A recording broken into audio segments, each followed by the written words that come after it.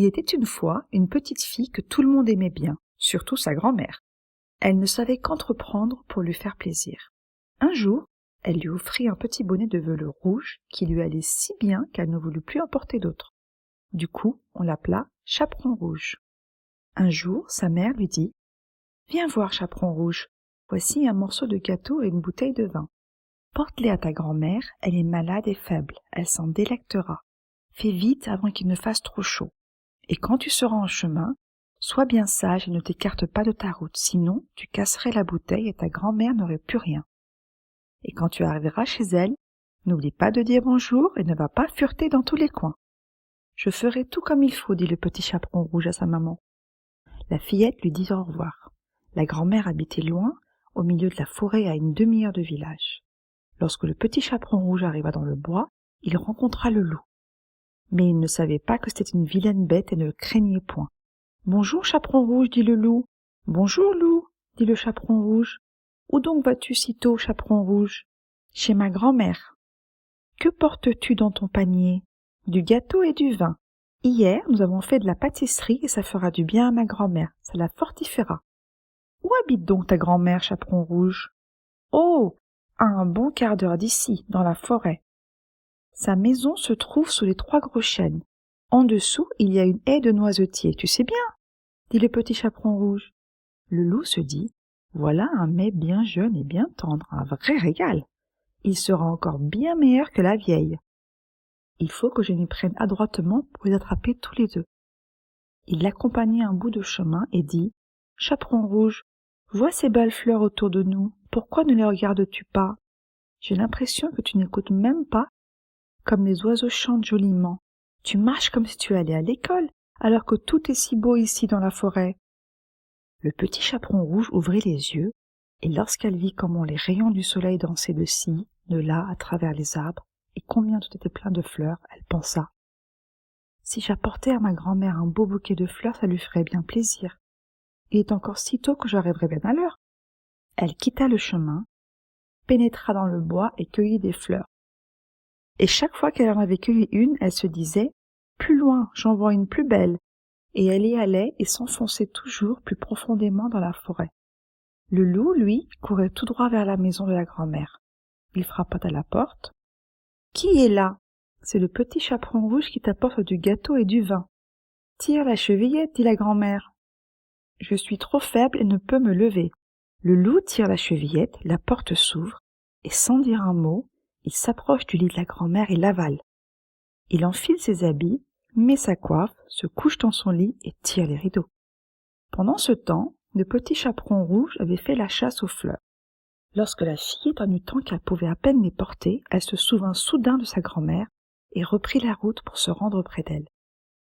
Elle fut très étonnée de voir la porte ouverte, et lorsqu'elle entra dans la chambre, cela lui semblait si curieux qu'elle se dit « Mon Dieu, comme je suis craintive aujourd'hui !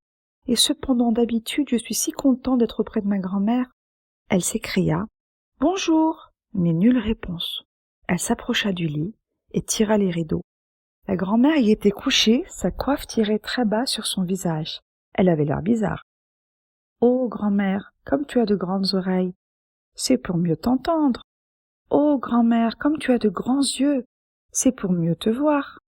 Oh, grand-mère, comme tu as de grandes mains, c'est pour mieux t'étreindre. Mais grand-mère, comme tu as une horrible et grande bouche, c'est pour mieux te manger. » À peine le loup eut-il prononcé ces mots qu'il bondit hors du lit et avala le pauvre petit Chaperon Rouge. Lorsque le loup eut apaisé sa faim, il se recoucha, s'endormit et commença à ronfler bruyamment. Un chasseur passait justement devant la maison. Il se dit « Comme cette vieille femme ronfle, il faut que je voie si elle a besoin de quelque chose. » Il entre dans la chambre et quand il arrive devant le lit, il voit que c'est un loup qui est couché. « Ah, c'est toi, bandit, dit-il. Voilà bien longtemps que je te cherche. » Il se prépare à faire feu lorsque tout à coup l'idée lui vient que le loup pourrait avoir bien avalé la grand-mère et qu'il serait peut-être encore possible de la sauver. Il ne tire pas, mais prend des ciseaux et commence à ouvrir le ventre du loup endormi. À peine avait-il donné quelques coups de ciseaux qu'il aperçoit le Chaperon Rouge. Quelques coups encore et la voilà qui sort du loup et dit « Ah, comme j'ai eu peur !» Comme il faisait sombre dans le ventre du loup, Et voilà que leur grand-mère sort à son tour, pouvant à peine respirer. Le petit chaperon rouge se hâte de chercher de grosses pierres. Ils en remplissent le ventre du loup. Lorsque celui-ci se réveilla, il voulut s'enfuir. Mais les pierres étaient si lourdes qu'il écrasa par terre et mourut. Ils étaient bien contents tous les trois. Le chasseur dépouilla le loup et l'emporta chez lui.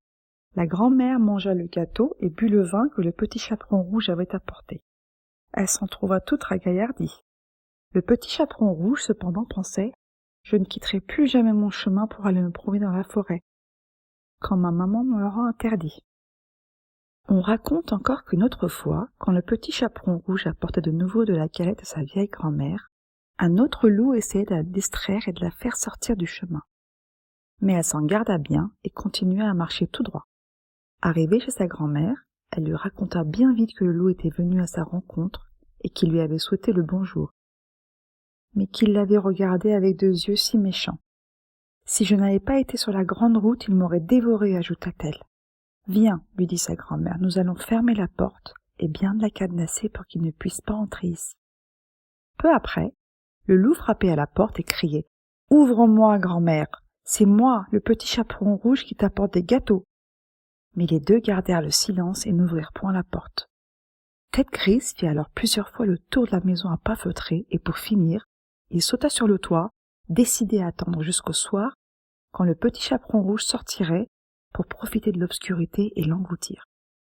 Mais la grand-mère se douta bien de ses intentions. « Prends le seau, mon enfant, dit-elle au petit chaperon rouge.